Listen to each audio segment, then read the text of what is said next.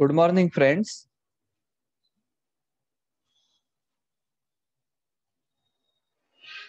We will wait for one or 2 minutes so that some more students will join our meeting. Okay, for that time, I want to check it whether I am audible to you. Okay, so kindly reply. You can reply in the chat also.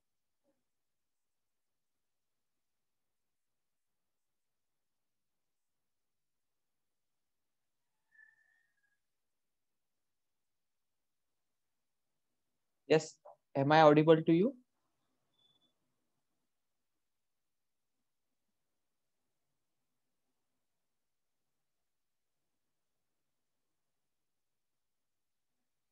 Yes.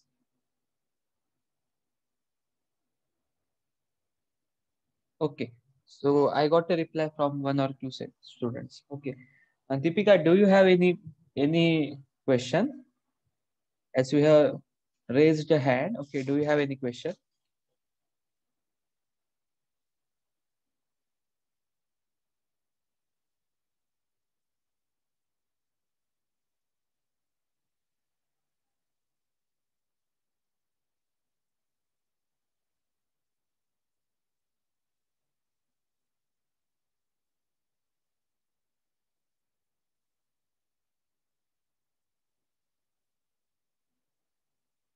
Okay. So I am audible to you. It is confirmed. If you have any question, Deepika, then you can ask. At least you can ask in a chat also. Okay. If you are to ask any question directly, then in that case, what you can do is you can unmute from your side and then you can ask the question. And if it is not possible due to network connectivity, you can ask the same question by using chat. So as we proceed and we will take more Zoom meetings, you will get to know about it, how to use the Zoom meeting, how to use the controls which are given in a Zoom meeting and so on. ठीक आहे. तेव्हा ही नवीन गोष्टी आहे तुमच्यासाठी, पण तुम्ही जसं जसं वापरत जाल ह्या गोष्टी तसं तुम्हाला खूप इझिली त्या समजायला. आमचे जे रेग्युलर स्टुडंट्स आहेत सेकंड अँड थर्ड इयरचे, ते इझिली ह्या गोष्टी आता वापरू शकतात. जवळपास गेल्या 6 ते 7 महिन्यापासून आम्ही त्यांची झूम मिटिंगनेच बोलतोय किंवा गुगल मीटने बोलतोय. त्यामुळे त्याला माहिती आहे कशा पद्धतीने आपण ह्या गोष्टी वापरू शकतो, चॅटमध्ये कसं मेसेज करू शकतो. Okay, so you will also know about it. Don't worry about it. ठीक आहे. तुमच्यासाठी गुगल क्लासरूम फॉर्म करायचा आहे, काल मी सांगितलं होतं तसा फॉर्म पण झालाय. त्याचा कोड तुम्हाला शेअर केला जाईल व्हॉट्सअप ग्रुपवर. तुमचा जो व्हॉट्सअप ग्रुप आहे त्याच्यावर तो कोड शेअर केला जाईल. त्या कोडचा वापर करून तुम्हाला त्या गुगल क्लासरूमला जॉईन व्हायचं. ठीक आहे. मग त्याचं एक स्पेशल गुगल क्लासरूमला कसं जॉईन करायचं त्याचा एक छोटासा व्हिडिओ मी शेअर करेन तुमच्याशी. तुम्ही बघा आणि त्यानंतर गुगल क्लासरूमला जॉईन व्हा. ठीक आहे. तेव्हा काही मटेरियल आहे बेसिक्स ऑफ सी प्रोग्रामिंग बद्दल, ते मटेरियल मी त्या गुगल क्लासरूमवर अपलोड केलं. Okay, you can refer easily. ठीक आहे. तेव्हा कुठे बाहेर जाऊन कुठलं पुस्तक बघण्याची गरज नाही. You will get to know. Okay, now we will directly start with our curriculum. Right. From next week onwards, पुढच्या आठवड्यापासून दर दिवशी एक सब्जेक्ट रिफ्रेशर कोर्स होईल, जसं आपण काल डिस्कस केलं होतं. त्याचं टाइम टेबल बनवलेलं आहे. ते टाइम टेबल आज मॅडम तुम्हाला सेंड करतील. दर दिवशी कोणता सब्जेक्ट आयडेंटिफाय केला जाईल किंवा कुठल्या सब्जेक्टसाठी रिफ्रेशर कोर्स केला जाईल. ह्या वीक मध्ये अजून आज आणि उद्या 2च दिवस शिल्लक आहेत. त्यामुळे आज मी सेशन घेईन, उद्या मॅडम घेतील आणि नेक्स्ट वीक पासून मंडे पासून प्रत्येक दिवशी एका सब्जेक्टचा रिफ्रेशर कोर्स होईल. त्याचं तुम्हाला शेड्यूल येऊन जाईल. ओके. आणि त्या पद्धतीने बाकीची सेशन, ओके, फक्त आपला रिफ्रेशर सेशन घ्यायची नाहीये, आपल्याला ऍक्च्युअल करिक्युलमला पण टार्गेट करायचं आहे. ते पण आपण बघू त्यावर. So the subject which I am teaching to second year computer students, the subject is data structure using C. Okay. And one more thing that I want to tell you, that is it is a better that you can maintain a notebook. Okay, when you are going through these online sessions, no, okay, you can make a habit to note down it. Okay, तुम्ही ते note down करायची एक सवय लावून घ्या. महत्वाचे points असतील notebook मध्ये लिहा. एक मेंटेन करा नोटबुक तुमचं. आणि ज्यांना ऑनलाईन सेशन अटेंड करता येणार नाही, त्यांच्यासाठी रेकॉर्डेड सेशन्स आहेत. तेव्हा रेकॉर्डेड सेशन मध्ये सुद्धा जे काही गोष्टी होतील त्या नोट डाऊन करा. त्यामुळे काय होईल की तुम्हाला अंडरस्टँड करणं खूप इझी होईल. जसं आपण क्लासरूम मध्ये नोट डाऊन करतो तसं आपण इथे नोट डाऊन करायचं. ठीक आहे. तेव्हा तुमचा मोबाईल किंवा तुमचा जो लॅपटॉप आहे त्याची जी स्क्रीन आहे तो तुमचा काय बोर्ड आहे आणि तुम्ही त्या पद्धतीने नोट डाऊन करताय. जोपर्यंत ऑनलाईन मोड मध्ये चालू राहणार आहे तोपर्यंत आपल्याला हे करावं लागेल. ठीक आहे, तेव्हा नोटबुक मेंटेन करा. ओके, ती 100 पेजेस नोटबुक असेल कदाचित, पण you have to make a habit of it. आणि बरेच लोक नोट डाऊन करत नाहीत, फक्त समजतात आणि सोडून देतात. 8 दिवसांनी विचारलं माहिती नसतं आपल्याला काय, तेव्हा नोट डाऊन करायची सवय लावा. ठीक आहे, तुमच्या रेकॉर्डेड व्हिडिओ जरी तुम्ही ऐकत असाल तरी पण नोट डाऊन करा. ठीक आहे, आणि हे आता सुरुवातीपासूनच करा. ओके, मग पुढे फायदा होईल त्या गोष्टीचा. Okay, Yogita has joined now. Okay, so we have not started our session. Okay, for Yogita Sawant. Okay, we are just introducing it. ठीक आहे, तेव्हा आपण आता ऍक्च्युअल करिक्युलमला स्टार्ट करू. So I am sharing a screen here.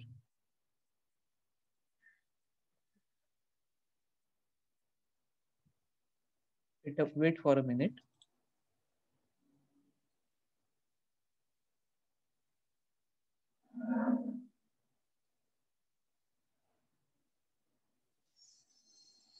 Okay, so is my screen is visible? It should be. आहे का Yogita, screen visible आहे का? मेसेज करू शकता तुम्ही चॅट मध्ये. Sanket, okay okay. Deepika, okay, ठीक आहे.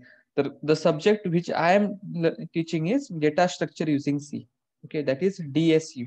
ओके, हा कोर ब्लॉक आहे तुमचा. कॉम्प्युटर सायन्स मध्ये काही इम्पॉर्टंट पार्ट्स आहेत, फंडामेंटल्स आहेत. ओके, त्याच्यामध्ये डेटा स्ट्रक्चर आहे, त्यानंतर डेटाबेस आहे, त्यानंतर तुम्हाला नेटवर्किंगच्या काही कन्सेप्ट आहेत. या सगळ्यांना आल्याच पाहिजे की तेव्हा बिल्डिंग ब्लॉक्स आहेत कॉम्प्युटर सायन्सचे. ओके, त्यावेळेला तुम्हाला डेटा स्ट्रक्चर किंवा डेटाबेस याच्यावर भरपूर काम करण्याची गरज आहे. एखादी प्रोग्रामिंग लँग्वेज कमी जास्त आली तरी चालेल, जो लॉजिकल पार्ट आहे तो डेटा स्ट्रक्चर मध्ये, डेटाबेस मध्ये, नेटवर्क मध्ये. तेव्हा हे तुम्हाला आलं पाहिजे. कोर फील्ड्स आहेत त्याच्या, आणि त्याच्यामध्ये तुम्हाला जॉब ऑपॉर्च्युनिटीज आहेत पुढे जाऊन. तो मी जो सब्जेक्ट सांगणार आहे तो कोणता आहे, data structure using C, that is DSU. Course code is 22317. ठीक आहे, त्याचे लेक्चर्स आहेत, प्रॅक्टिकल्स आहेत, आणि त्याची स्कीम आहे. आपण त्या स्कीम बद्दल नंतर बघू, करिक्युलम मध्ये कसं काम केलं जातं. ठीक आहे, आता आधी आपण करिक्युलम कॉपी मध्ये जाऊ आणि ऍक्च्युली काय आपल्याला शिकायचं आहे ते बघू. ठीक आहे, तेव्हा हे आय स्कीमचं करिक्युलम आहे. हे करिक्युलम सह तुम्हाला तुमच्या क्लासरूमवर येऊन जाईल. ओके, तिथे अपलोड केलं जाईल, तिथून तुम्ही ते बघू शकता. ठीक आहे, आणि हे करिक्युलम कॉम्प्युटर इंजिनिअरिंग ग्रुप साठी आहे. ओके, म्हणजे कॉम्प्युटर इंजिनिअरिंग मध्ये काही वेळेला कॉम्प्युटर इंजिनिअरिंग असा कोर्स चालतो MSBT तर्फे, काही ठिकाणी कॉम्प्युटर सायन्स इंजिनिअरिंग असा कोर्स चालतो, काही ठिकाणी इन्फॉर्मेशन टेक्नॉलॉजी असा कोर्स चालतो. या सगळ्यांसाठी हा सब्जेक्ट कॉमन आहे, म्हणजे एवढा इम्पॉर्टंट सब्जेक्ट आहे, सगळ्यांना महत्वाचा आहे हा सब्जेक्ट. आय स्कीमचं हे करिक्युलम आहे. आय स्कीम मध्ये म्हणजे इंडस्ट्री स्कीम, इंडस्ट्री ओरिएंटेड आहे. इंडस्ट्रीमध्ये जे गरजेचं आहे तेवढं शिकवलं जातं तुम्हाला, आणि ते आवश्यक आहे. ठीक आहे, त्याच्यामध्ये रॅशनल आहे, कॉम्पिटन्सी आहे, कोर्स आउटकम्स आहेत, टीचिंग लर्निंग स्कीम आहे. आपल्याला महत्वाचा पार्ट काय आहे आपल्यासाठी, तर आपल्याला थिअरी कंपोनंट्स बघायचे आहेत सुरुवातीला. आपण स्टार्ट करणार आहोत कन्सेप्च्युअल लेवलला. ओके, त्यानंतर मग आपण प्रॅक्टिकल लेवलला जाणार. ठीक आहे, आपल्याकडे बराच वेळ आहे. सुरुवातीच्या 15 दिवसामध्ये आपण कन्सेप्च्युअल लेवलला शिकू, आणि त्यानंतर मग प्रॅक्टिकलला स्टार्ट करू. ठीक आहे, जोपर्यंत आपण थिअरी पॉईंट बघत नाही किंवा कन्सेप्ट बघत नाही तोपर्यंत आपण प्रॅक्टिकल करू शकणार नाही. तेव्हा it consist of 5 units, unit 1 to unit 5. The first unit is a introduction to data structure. Data structure म्हणजे एक्झॅक्टली काय, त्याची गरज काय, त्याचे टाईप्स काय डेटा स्ट्रक्चरचे, आणि वेगवेगळ्या प्रकारचे ऑपरेशन्स आहेत डेटा स्ट्रक्चर मध्ये. त्याबद्दल पहिल्या युनिटमध्ये सांगितलेलं आहे. ठीक आहे, तुम्हाला ह्याची रेकॉर्डेड सेशन पुढे मिळून जातील, त्याच्याबद्दल तुम्हाला काळजी करण्याची गरज नाही. नेक्स्ट युनिटमध्ये सांगितलंय सर्चिंग म्हणजे काय असतं आणि सॉर्टिंग म्हणजे काय असतं. डेटा स्ट्रक्चर मध्ये दोन महत्वाच्या गोष्टी आहेत, one is a searching, second is a sorting. त्याबद्दल युनिट 2 मध्ये काय केलंय, डिस्कशन केलं. युनिट 3 मध्ये स्टॅक अँड क्यू बद्दल डिस्कशन केलं.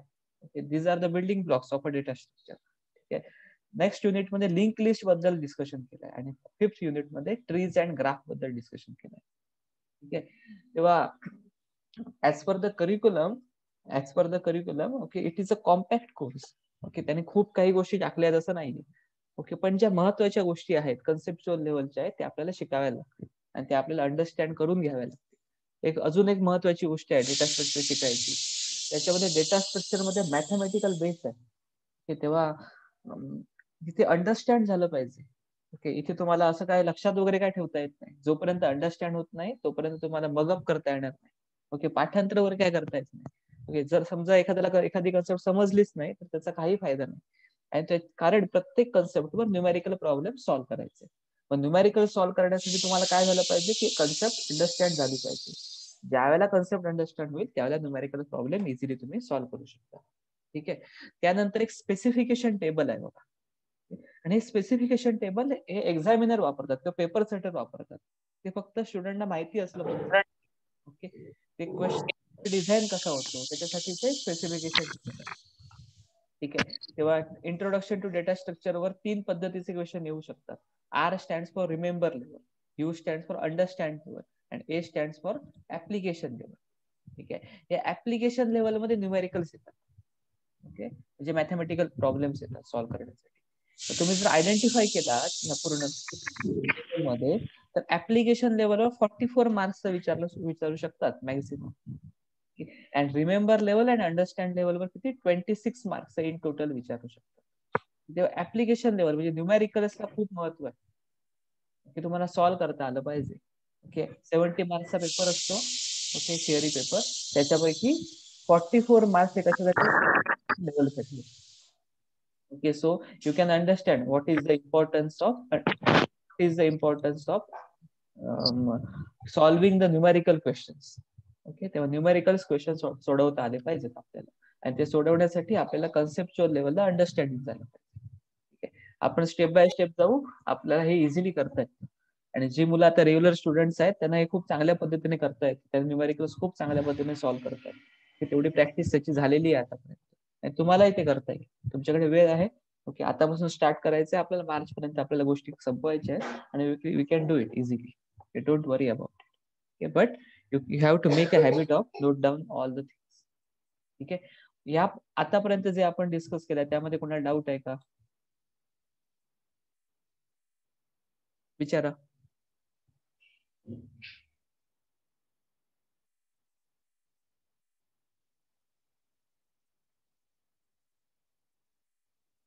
Yes, anyone from you? Nikhil, Yogita, new students are joining, right? Harsha Lakshmi, you can ask if you have any doubt.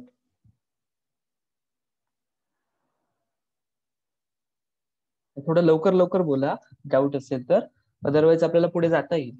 समजत नाही मला की डाऊट आहे, परत एक्सप्लेन करण्याची गरज आहे की पुढे जाता येईल. जर डाऊट नसतील तर आपण पुढे जाऊ शकतो. मग मेसेज तरी करा मग चॅट मध्ये. No doubts, you can proceed.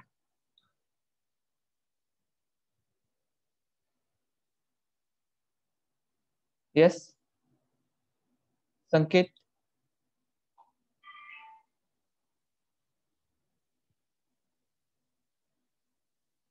Chat मध्ये कसं मेसेज करायचंय प्रत्येकाला समजलं असेल आता. खूप इझी आहे ते चॅट मध्ये मेसेज करणं.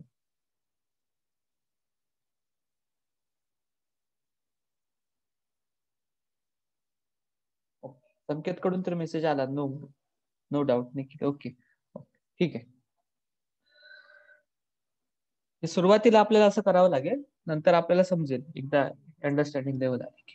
Okay, so today we will start with what is data structure. Okay, refresher आहे आपला हा. आधी आपण समजून घेऊ, बॅकग्राऊंड आधी क्लिअर करू. डेटा स्ट्रक्चर म्हणजे एक्झॅक्टली काय. कम्प्युटर सिस्टीम मध्ये जो आपण ज्या गोष्टीवर आपण प्रोसेसिंग करत असतो, नेहमी प्रोसेसिंग करतो. काही लोकांनी काही जणांचा व्होकेशनल सब्जेक्ट पण होता 12वीला. त्या जणांना माहिती असेल इन्फॉर्मेशन टेक्नॉलॉजी मध्ये काही काम केलं असेल. वेगवेगळ्या प्रकारचे ऍप्लिकेशन सॉफ्टवेअर्स आहेत, सिस्टीम सॉफ्टवेअर्स आहेत. ओके, ह्या सगळ्यांवर काय करते computer system in total processor जो असतो तो काम करत असतो. मेमरीची आवश्यकता असते. प्रत्येक कम्प्युटर सिस्टमला मेमरीची आवश्यकता असते. आणि जी मेमरी असते ती मेमरी गिगाबाइट्स मध्ये असेल, मेगाबाइट्स मध्ये असेल, कोणतं युनिट असेल त्या मेमरीचं. महत्वाची गोष्ट मेमरी लोकेशन्स असतात. बरोबर ना. ओके, समजा 1000 बाईट्सची मेमरी आहे तर तुम्हाला सांगावं लागतं okay starting from this location to this location किंवा सोर्स टू डेस्टिनेशन. ओके, समजा तुम्हाला सांगितलं असेल की एखादी रूम आहे. ओके, एखादी रूम ही तुमची मेमरी लोकेशन्स आहे. मग रूमचं स्क्वेअर फीट किती आहे, क्षेत्रफळ किती आहे ते सांगावं लागतं. तसं प्रत्येक मेमरीला, कम्प्युटर सिस्टीम मध्ये असलेल्या मेमरीला सांगावं लागतं की त्याची कॅपॅसिटी किती आहे. ठीक आहे. एकदा कॅपॅसिटी कळली की मग त्या मेमरीला ऍड्रेस करण्यासाठी मेमरी ऍड्रेसेस असतात. प्रत्येक वेळेला मेमरी ऍड्रेसेस असतात. ठीक आहे. आणि फक्त मेमरी ऍड्रेसेस नसतात, मग त्या मेमरीचे वेगवेगळे टाइप्स असतात. टाइप्स असतात म्हणजे ती सिक्वेन्शियल मेमरी असू शकते, हायरार्चिकल मेमरी असू शकते. ओके. वेगवेगळ्या पद्धतीची मेमरी असू शकते. लिनियर मेमरी असू शकते, नॉन लिनियर मेमरी असू शकते. आता याचा अर्थ काय, वेगवेगळ्या टाइप्सचा अर्थ काय, तर लिनियर मेमरी म्हणजे जनरली सिक्वेन्शियल मेमरी म्हणून आयडेंटिफाय केली आहे. एका मागोमाग एक, जी काय मेमरी आहे ती एका मागोमाग एक अरेंज केलेली आहे. म्हणजेच ज्या लोकांनी कॉम्प्युटर सायन्स मध्ये थोडंफार शिकले असतील त्यांना माहिती असेल ओके, मेमरी ऍड्रेसेस असतात प्रत्येक ठिकाणी. मेमरी ऍड्रेसेस जनरली आपण काय करतो, 0000H पासून, फॉर एक्झाम्पल ओके, मी इथे स्क्रीन शेअर करतोय ओके, त्याच्यावर तुम्हाला दिसू शकेल मेमरी ऍड्रेसेस अशा पद्धतीने आपण रिप्रेझेंट करतो. ओके, 0000H सोर्स ऍड्रेस और starting address, instead of it starting address, to 9999H as a ending address. ठीक आहे. तेव्हा मग ही मेमरी कितीची असेल, 10,000 ची असेल. बऱ्याच लोकांना कन्फ्युजन असेल, सर 0 पासून 9999 पर्यंत का घेतलं, 1 पासून 10,000 पर्यंत का नाही घेतलं. तर कम्प्युटर सिस्टीमची रिप्रेझेंटेशनची एक पद्धत आहे. कम्प्युटर सिस्टीम नेहमी सांगते की 1 पासून स्टार्ट न करता 0 पासून स्टार्ट करा. So consider 0 as a 1 memory location. जर 0ला जर आपण एक मेमरी लोकेशन जर ठरवलं असेल, तर आपण 10,000ला जेव्हा थांबत होतो, 1 ते 10,000 जात होतो, त्याऐवजी आपण काय करणार आहोत, 0 ते 9,999 जाणार आहोत. ओके. अजून सोप्या भाषेत मी तुम्हाला सांगतो, आपल्याला 1 ते 10 अशा पद्धतीने जर ब्लॉक लिहायचे असतील तर त्याऐवजी आपण कसे लिहिणार आहोत, 0 ते 9 लिहिणार आहोत. ठीक आहे. कारण डेसिमल सिस्टीम ज्या वेळेला आपल्याकडे एक्झिस्ट आहे किंवा आपण वापरतोय, त्या डेसिमल सिस्टीमचा अर्थ असा आहे की 0 ते 9 असे 10 डिजिट, 0 ते 9 असे 10 डिजिट, 1 ते 10 नाही म्हटलं तर 0 ते 9 असे 10 डिजिट म्हणजेच डेसिमल सिस्टीम. तुम्हाला सांगितलं की बायनरी सिस्टीम वापरतोय आपण, बायनरी म्हणजे 2, बाय म्हणजे 2. मग बायनरी सिस्टीम केमिस्ट्री मध्ये तुम्ही शिकला असणार. मग बायनरी सिस्टीम ज्या वेळेला वापरतो त्यावेळेला 1 ते 2 नाही पकडत आपण, 0 ते 1 पकडतो. ओके. ज्यावेळेला आपण म्हणतो की ऑक्टल सिस्टीम, त्यावेळेला 1 ते 8 नाही म्हणत, ऑक्टल म्हणजे 8, 1 ते 8 नाही म्हणत, आपण काय म्हणतो, 0 ते 7. ठीक आहे. कम्प्युटर सिस्टीम नेहमी अशा पद्धतीने काम करते. शून्याला खूप महत्व आहे. ठीक आहे. नेहमी 0 पासून स्टार्ट करते. त्यामुळे जर डेसिमल सिस्टीम असेल तर 0 to 9 येईल. ओके, 1 to 10 येणार नाही, 0 to 9. आणि जर तुम्हाला सांगितलं की 10,000 मेमरी लोकेशन आहेत, म्हणजेच काय, 0000H पासून 9999H पर्यंत, म्हणजे starting address to ending address. ठीक आहे. याचा अर्थ आपल्याला मेमरी लोकेशन्स जी असतात ती 0 पासून स्टार्ट करावी लागतात आणि टोटल साईज जी आहे त्याच्यापेक्षा 1 ने कमी ठेवावी लागतात. हे नेहमी लक्षात ठेवा, तुम्हाला कायमचा उपयोगी पडणार आहे प्रोग्रामिंग लँग्वेज मध्ये, data structure as far as computer science is consider. तेव्हा जी काय साईज दिलेली असेल ती साईज कुठून स्टार्ट होणार आहे, 0 पासून स्टार्ट होणार आहे आणि लास्ट लोकेशनच्या जस्ट आधी थांबणार आहे. ओके. या पॉइंट पर्यंत क्लिअर आहे? काही डाऊट आहेत का इथे? मग आपण पुढे जाऊ शकतो. आणि मला विचारावं लागायला नको. ओके, डाऊट असेल तर लगेच विचारायचं. ओके, अनम्यूट करायचं आणि डाऊट विचारायचा. ओके, किंवा चॅटवर मेसेज करायचा. Very good, very good. Now we proceed करतो. ओके, मग आपल्याला डेटा स्ट्रक्चर का शिकायचं आहे? डेटा स्ट्रक्चर नावामध्येच आहे. Okay, data structure is nothing but, you can write down this definition also in your notebook. नंतर तुम्हाला मटेरियल मिळेलच त्याचं, पण सध्या तुम्ही लिहून ठेवा ज्या गोष्टी आवश्यक आहेत. Data structure is nothing but organisation of data.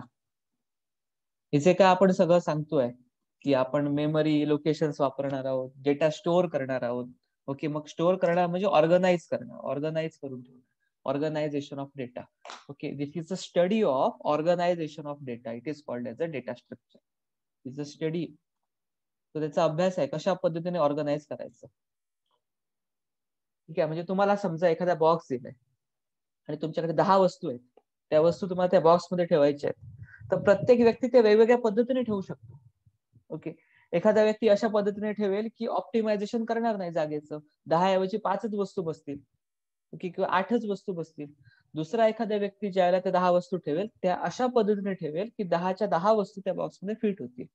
मग त्याचं जे काय ऑर्गनायझेशन आहे, त्या वस्तू ठेवण्याचं ऑर्गनायझेशन, ओके, ऑर्गनायझेशन म्हणजे काय, त्याची अरेंजमेंट थोडक्यात एक प्रकारची. ती अरेंजमेंट त्या दुसऱ्या व्यक्तीने खूप चांगली केलेली आहे, म्हणून त्याला 10 गोष्टी ज्या दिलेल्या होत्या त्या 10 गोष्टी त्याला बॉक्समध्ये व्यवस्थित पद्धतीने ठेवता आल्या. पण पहिल्या व्यक्तीला ठेवता आल्या नाही, कारण पहिल्या व्यक्तीने काय चुकीच्या पद्धतीने किंवा कंपॅरेटिव्हली वेगळ्या पद्धतीने अरेंजमेंट केली, त्यामुळे त्याला 10 पैकी 8च वस्तू ठेवता आल्या. Okay, it is not good organisation. Okay, whereas second person is doing a good organisation as compare to the first person.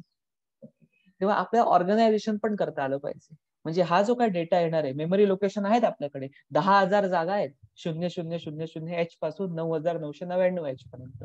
मग ह्या 10,000 जागा कशा पद्धतीने वापरायच्या हे आपल्यावर अवलंबून आहे, डेटा स्ट्रक्चर प्रोग्रामरवर अवलंबून आहे, आणि ते आपल्याला शिकायचं. We want to identify it, we want to learn it. Okay, study of organisation of data. ठीक आहे, मग आता हा जो डेटा असतो तो वेगवेगळ्या पद्धतीने ऑर्गनाइज करता येतो. एक पद्धत अशी आहे की लिनियर पद्धतीने ऑर्गनाइज करता येतो. One is called as a linear. लिनियरचा अर्थ काय, सिक्वेन्शियल ऑर्गनायझेशन करता येतं. सिक्वेन्शियल ऑर्गनायझेशन करता येतं. सिक्वेन्शियल म्हणजे एकामागून एक, सिरीज मध्ये. पहिल्या बॉक्समध्ये पहिल्या लोकेशनला, बॉक्समध्ये समजा 10,000 कंपार्टमेंट आहे किंवा बॉक्समध्ये समजा 10 कंपार्टमेंट आहेत. ठीक आहे, मग पहिल्या कंपार्टमेंट मध्ये वस्तू ठेवली, दुसऱ्या कंपार्टमेंट मध्ये ठेवली, मग तिसऱ्यामध्ये ठेवली, चौथ्यामध्ये ठेवली, 5व्यामध्ये ठेवली, अप टू 10th लोकेशन पर्यंत. मग ह्याला म्हणायचं सिक्वेन्शियल ऑर्गनायझेशन. दुसऱ्या पद्धतीचं ऑर्गनायझेशन आहे त्याला म्हणायचं non linear organisation. Non linear it is also called as a non sequential. त्याला काय म्हणायचं, नॉन सिक्वेन्शियल. तर नॉन सिक्वेन्शियलचा अर्थ काय, आपल्याकडे बॉक्समध्ये 10 लोकेशन्स होती ज्या ठिकाणी आपण वस्तू ठेवू शकत होतो. मग ते जी 10 लोकेशन्स आहेत त्यामध्ये वस्तू नक्की कुठे अरेंज करायच्या. पहिली वस्तू आली, आपण पहिल्या लोकेशनला ठेवली. दुसरी वस्तू आली, आपण 5व्या लोकेशनला ठेवली. तिसरी वस्तू आली, आपण 8व्या लोकेशनला ठेवली. ओके, अशा पद्धतीने जर आपण ऑर्गनायझेशन करत असू तर त्याला म्हणायचं non sequential organization. It is called as a non sequential organization. मी तुम्हाला एक एक्झाम्पल देतो. ओके, तुम्ही बसने, okay, whether it is a private bus और गव्हर्नमेंट बस, तुम्ही एका ठिकाणाहून दुसऱ्या ठिकाणी जाताय. फॉर एक्झाम्पल, तुम्ही तुमच्या गावावरून मुंबईकडे जाताय. ओके, आणि ते बसने जाताय. आता वेगवेगळे पॅसेंजर असे, वेगवेगळ्या गावातनं ती बस जाते, पॅसेंजर घेत पुढे निघते. ठीक आहे, पहिल्या पॅसेंजरकडे येऊन बस थांबली, त्याच्याकडे समजा 2 बॅग्स होत्या. मग त्याच्याकडे ज्या 2 बॅग्स होत्या त्या खूप छोट्या बॅग्स होत्या.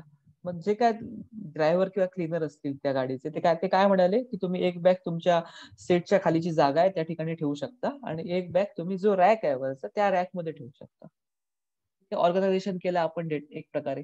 हे एक प्रकारे ऑर्गनायझेशन नाही, कोणाचं आहे, मालाचं आहे. इथे डेटा नाहीये, माल आहे, त्यांच्यावर असलेलं सामान आहे, त्या सामानाचं organisation. Luggage, okay, we are organising the luggage. ती जी बस होती पुढच्या गावाकडे गेली. ओके, नेक्स्ट पॅसेंजरना त्याने घेतलं. नेक्स्ट पॅसेंजरकडे 4 गोष्टी होत्या, लगेजमध्ये 4 बॅग्स होत्या. ओके, आणि खूप मोठ्या होत्या, त्या 2 बॅग्स खूप मोठ्या होत्या. मग जो कोण क्लीनर होता त्या गाडीचा तो म्हणाला की त्या 2 ज्या मोठ्या बॅग्स आहेत त्या आपण मागे ठेवू, मागच्या डिकीमध्ये ठेवू. ओके, आणि बाकीच्या ज्या 2 बॅग्स आहेत त्या तुम्ही घेऊन आतमध्ये चढू शकता. त्या 2 बॅग्स मागे ठेवल्या आणि बाकीच्या 2 बॅग्स ज्या हलक्या, म्हणजे ज्याच्यामध्ये वजन कमी होतं, ओके, त्या घेऊन ती व्यक्ती आतमध्ये चढली आणि परत त्याचं ऑर्गनायझेशन त्याने केलं. आता इथे आपण काय केलं, नॉन सिक्वेन्शियल पद्धतीने काम करतोय आपण. नॉन सिक्वेन्शियल पद्धतीने जो नियम पहिल्या पॅसेंजरला आपण लावला तो नियम सेकंड पॅसेंजरसाठी आपण अप्लाय केला नाही.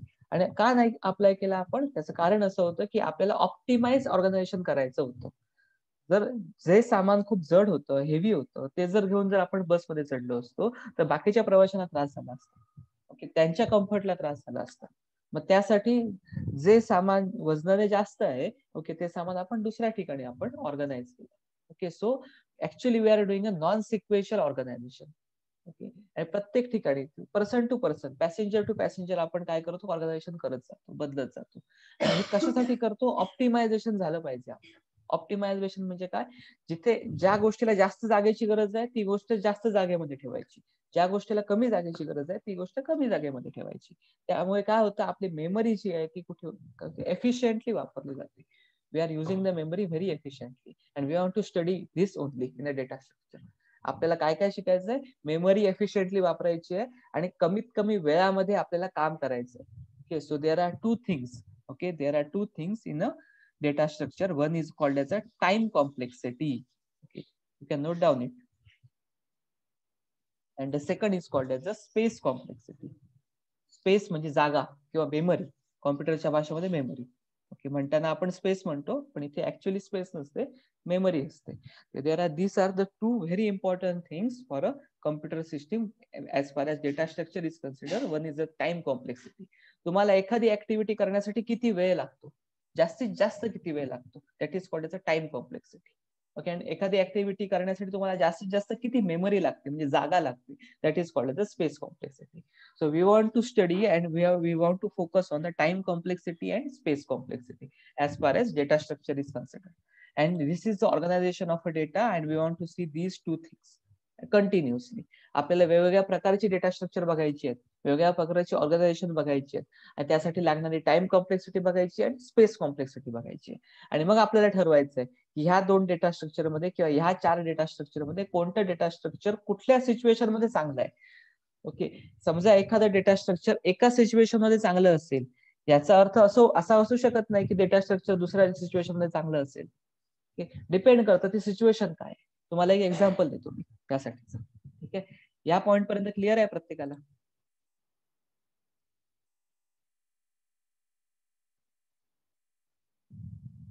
Any doubt is there?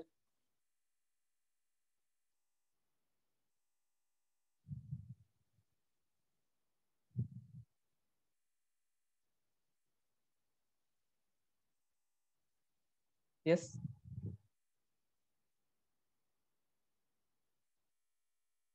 yes Deepika, any doubt is there? Okay, no doubt. Okay, very good. So I will give one example. Okay, you are repeatedly going to a railway reservation counter. Okay, जे काय आपले railway station आहे त्या काउंटरवर तुम्ही बऱ्याच वेळेला जाता. ओके, तिकीट बुकिंग साठी जाता किंवा बस रिझर्वेशन काउंटरवर जाता. आपण रेल्वेचं एक्झाम्पल घेऊ.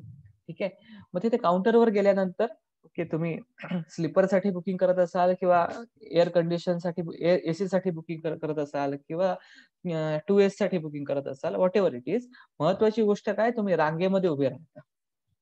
तुमच्या पुढे समजा 10 लोक आहेत, तर तुमचा नंबर 11वा असतो. म्हणजे ह्याचा अर्थ काय की ती असं नाहीये की तुम्ही उशिरा आलात आणि तुम्हाला पहिल्या नंबरला तुम्हाला जायला मिळालं, असं होत नाही कधी. ओके, मग ते जे डेटा स्ट्रक्चर आहे, ओके, ज्यामध्ये काय करतो आपण, जी व्यक्ती आधी येते रेल्वे रिझर्वेशन काउंटरवर, त्या व्यक्तीला आधी तिकीट मिळू शकतं. त्याला तिकीट मिळण्याची प्रोबॅबिलिटी काय जास्त आहे, किंवा त्याला तिकीट आधी मिळू शकतो. ठीक आहे, फर्स्ट इन फर्स्ट आउट अशा पद्धतीने आपण फॉलो करतो. जी व्यक्ती सुरुवातीला येते ती व्यक्ती सर्वात पहिल्यांदा तिकीट घेऊन बाहेर पडते. First in first out. Okay, ह्या पद्धतीला, ह्या अरेंजमेंटला ओके आपण म्हणतो क्यू म्हणतो. डेटा स्ट्रक्चर मध्ये काय नाव दिलंय, क्यू म्हटलंय. QUE Q.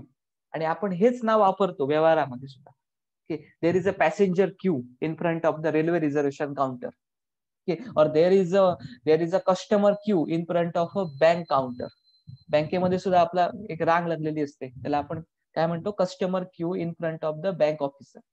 जी व्यक्ती सुरुवातीला येते बँकेमध्ये त्याचं काम सुरुवातीला होतं. Okay, first in first out follow करतो, मग त्याला डेटा स्ट्रक्चर मध्ये क्यू म्हणतात. डेटा स्ट्रक्चरला नाव दिलेलं आहे त्यासाठी. ठीक आहे, पण ही गोष्ट दुसऱ्या ठिकाणी ऍप्लिकेबल असणार नाही. दुसरं एक एक्झाम्पल बघा. ठीक आहे, तुम्ही अरेंजमेंट ऑफ बुक्स आहे, तुमच्याकडे 5 पुस्तकं आहेत, 5 विषयांची 5 पुस्तकं. तुम्ही सगळ्यात शेवटी डेटा स्ट्रक्चर ठेवलाय, त्याच्यावर तुम्ही डेटाबेस ठेवलाय, त्यावर तुम्ही कॉम्प्युटर ग्राफिक्स ठेवलाय, त्यावर तुम्ही ओओपी ठेवलाय, आणि त्यावर तुम्ही डिजिटल टेक्निक्स ठेवलाय. अशा 5 पुस्तकं तुमची अरेंज केलेली आहे. सगळ्यात वर कोणतं पुस्तक ठेवलं होतं तुम्ही, digital techniques.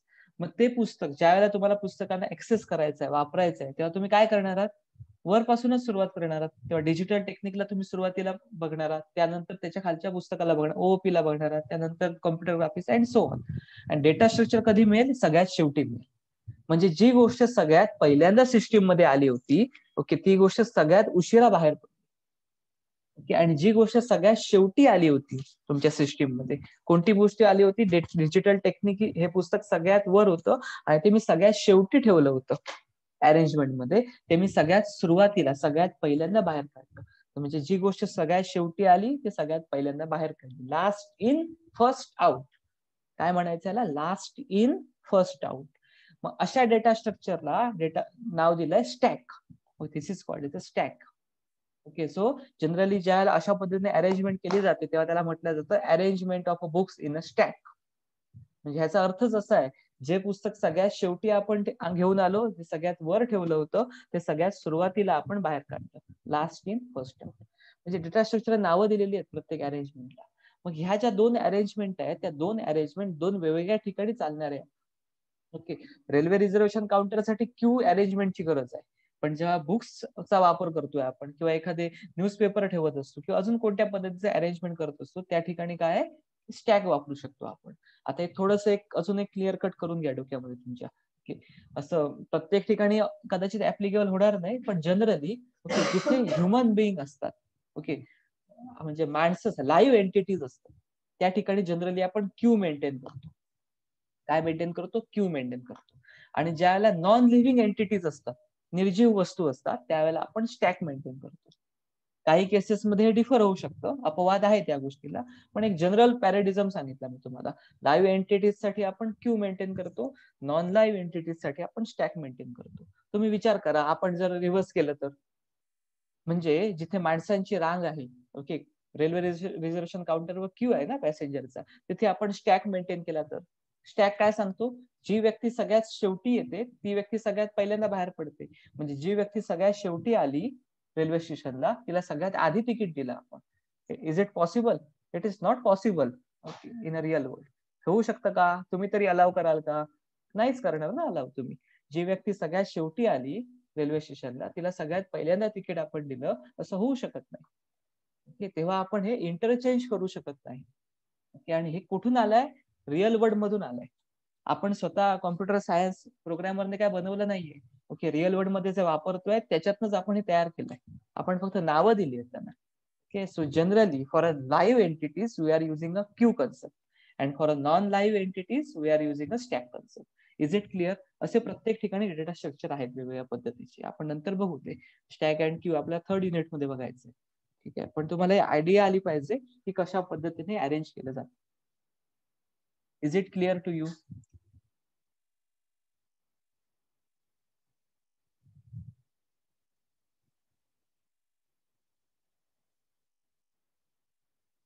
Yes, from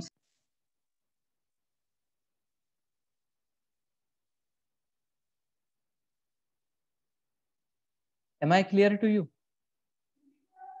Yes, kindly reply. There is a issue with the network connectivity and with the Zoom. That's why.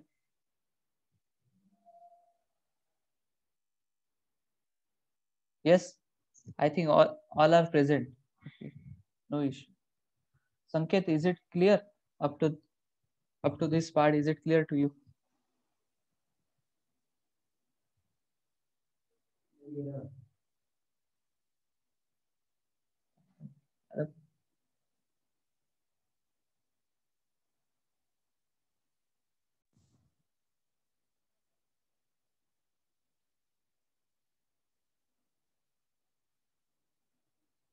आलाय हा आता. आलाय.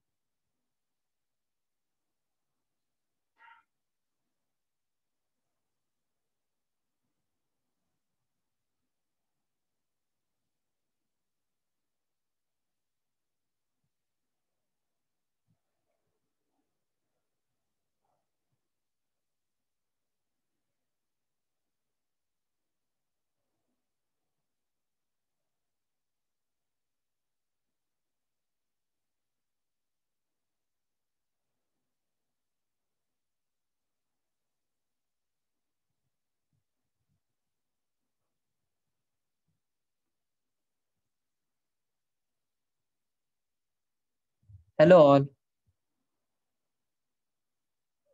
If you are having any doubt, okay, can you tell me? Please tell me. I am waiting for your response only. Okay.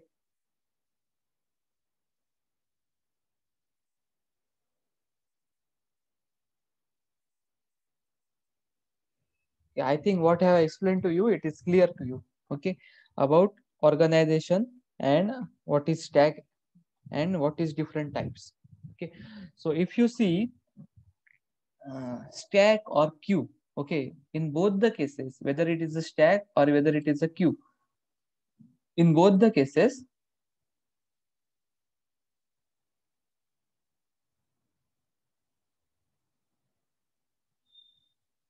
am I audible to you?